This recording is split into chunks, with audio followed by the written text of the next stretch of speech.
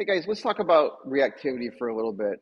I made a video yesterday and I talked about using sit to solve reactivity, and I got a really good question. So, talk about the difference between a dog who is reactive because he wants to go interact with that thing in a positive way. He wants to go play or he wants to go hunt that squirrel, which is positive for the dog, not necessarily for the squirrel. But uh, there's that, and then there's the other side of it where the reactivity is based out of fear or uncertainty. And the question was asked, well, how do you know the difference between which is which? And that's a tough question to answer, especially without seeing the dog. Like, there's cues we look for, but a lot of that is about just the experience you have. You work with a lot of dogs. You learn to recognize certain traits and certain behaviors and certain signs, and they're not always things that you're consciously aware of. You just your instinct sort of takes over and goes, that looks like fear to me. But I will say this: what I generally tell people is most of what we call reactivity is an inappropriate response to fear or uncertainty. Most of it, but not all, right? But I generally start with that assumption that it's a fear-based response. The reactivity is based on uncertainty, and I want to change. I want to push that thing out of my space. It's too close. It's too scary, and this works, right? Um, that's probably most of what we see as reactivity. And there are, the other thing is it doesn't have to be one or the other. Sometimes it's a combination of stuff because you add to that the frustration of not living and keeping with their biological frustration. I'm a predator. I want to engage in predatory behavior. I'm already kind of grumpy because I'm frustrated. My life isn't fulfilled.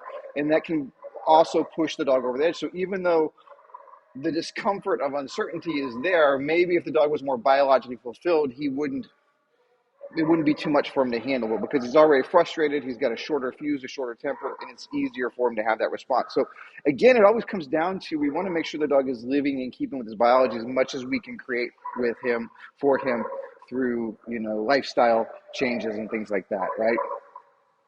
So at the end of the day, while the determination of whether you're going to make the dog sit or get him moving depends on whether it's a fear-based response or a towards response, something he wants to go and engage with in a meaningful way. Uh, the the rest of the treatment, the rest of the protocol doesn't change a whole lot, right? Because what we want to do is we want to make the dog feel different about what's going on, right? When he sees this other dog, or he sees this skateboard or this kid on a bicycle or whatever it is, the car going by, he has an emotion, and that emotion directs his next choice, right? If we can change that emotion, whether that be excitement and joy about interacting with it or fear and needing to push it away, if we change that emotion, his behavior choices become different. So there's not a huge disconnect there that we have to really, really worry about in terms of what we do.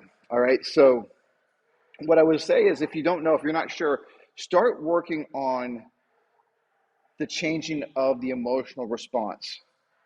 Don't worry about determining exactly what's causing it, because as you work with him, those things will start to reveal themselves through the process, right? So, because I don't need to know that, what I'm going to do is that dog's going to see that skateboard or that dog come by. If he is any way motivated by food at that point in time, I'm going to start presenting food. I don't care if he's barking, growling, lunging, any of that stuff. I'm not worried at all about rewarding the wrong behavior. I just want him to go, oh, dog equals food, skateboard equals food, cat equals food, whatever that is. There's an opportunity there for him to engage in something meaningful and joyful, right?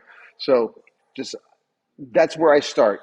Add some obedience to it to help build some impulse control, and you start to figure out what's going on. You'll start to read the dog a little bit better based on how he interacts with those things, right? So I hope that makes sense.